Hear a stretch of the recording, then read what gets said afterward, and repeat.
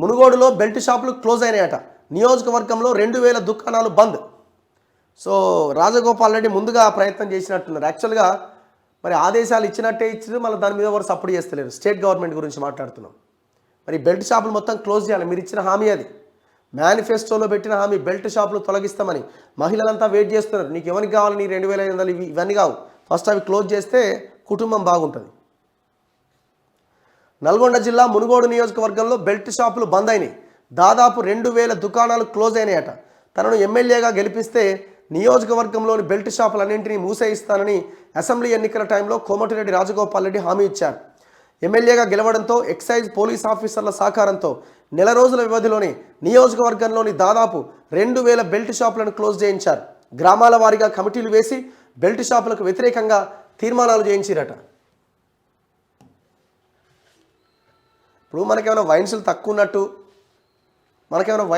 ఉన్నట్టు మళ్ళీ బెల్ట్ షాపులు ఎందుకు? దుకాణాల నిర్వాహకులకు అవగాహన కల్పించి ఉపాధి కల్పిస్తామని భరోసా ఇచ్చారు. 159 గ్రామాల్లో 2000కు పైగా. మునుగోడు నియోజకవర్గంలోని 7 మండలాల్లో 159 గ్రామ పంచాయతీలు, 2 మున్సిపాలిటీల పరిధిలో 30 వార్డులు ఉన్నాయి.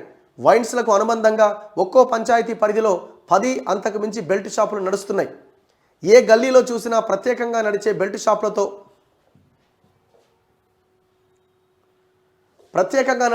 షాపులతో పాటు చిన్న చిన్న హోటళ్లు, కిరాణా దుకాణాల్లో కూడా విచ్చలవిడిగా లిక్కర్ అమ్ముతున్నారు. బెల్ట్ షాపులకు గ్రామాల్లో వేలం పాటలు కూడా నిర్వహిస్తున్నారు. గత బీఆర్ఎస్ ప్రభుత్వంలో టార్గెట్ల కోసం ఆప్కారోళ్ళు, మామూళ్ల కోసం పోలీసోళ్ళు, వేలం పాటల ద్వారా పంచాయతీలకు వచ్చే పైసల కోసం సర్పంచ్లు బెల్ట్ షాపులు ప్రోత్సహిస్తూ వచ్చారు. దీంతో నియోజకవర్గంలో 24 గంటలు లిక్కర్ దొరుకుతున్నది. చిన్న పెద్ద తేడా లేకుండా జనం లిక్కర్కి అలవాటు పడుతున్నారు.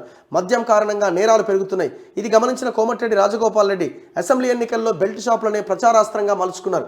తనను గెలిపిస్తే బెల్ట్ షాపులన్నింటినీ మూసేయిస్తానని హామీ ఇచ్చారు. దీంతో మహిళలు పెద్ద సంఖ్యలో ఆయనకు మద్దతు పలికారు. ఊరూరా కమిటీలు వేయించి తాను ఎమ్మెల్యేగా గెలవడం, రాష్ట్రంలోనూ కాంగ్రెస్ అధికారంలోకి రావడంతో బెల్ట్ షాపులు మూసేయించేందుకు రాజగోపాల్ రెడ్డి వెంటనే కార్యాచరణ చేపట్టారు. ముందుగా ఎక్సైజ్ ఆఫీసర్లు పోలీసులతో సమావేశం ఏర్పాటు చేశారు. నియోజకవర్గంలోని బెల్ట్ షాపుల లెక్క తీశారు. తన అనుచరులు కాంగ్రెస్ నేతలతో గ్రామాల వారీగా కమిటీలు వేయించి ఊరూరా బెల్ట్ షాపులకు వ్యతిరేకంగా తీర్మానాలు చేయించారు. దుకాణాల నిర్వాహకులను పిలిపించి ఎక్సైజ్ పోలీస్ ఆఫీసర్ల ద్వారా అవగాహన కల్పించారు. వెంటనే బెల్ట్ షాపులు బంద్ పెట్టి ప్రత్యామ్నాయ ఉపాధి వెతుక్కోవాలని సూచించారు.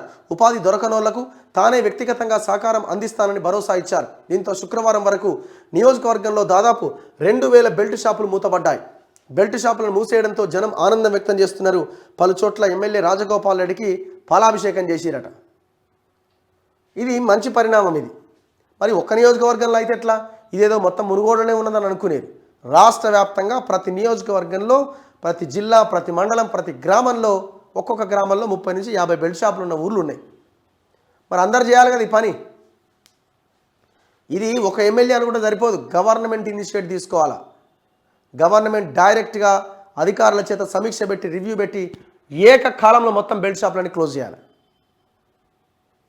మళ్ళీ కేసీఆర్ లాగానే మద్యమే ప్రధాన ఆదాయ వనరు అనుకొని లెక్కలేసుకుంటూ పోతే ఇది మీరు ఇచ్చే సంక్షేమ పథకాలేమో కానీ మీ సంక్షేమ పథకాల పైసలు మొత్తం ఇట్లా చేతులు పెట్టాలి, అట్లా గుంజుకునే కార్యక్రమం అవుతుంది. లాస్ట్ ప్రభుత్వం అదే చేసింది.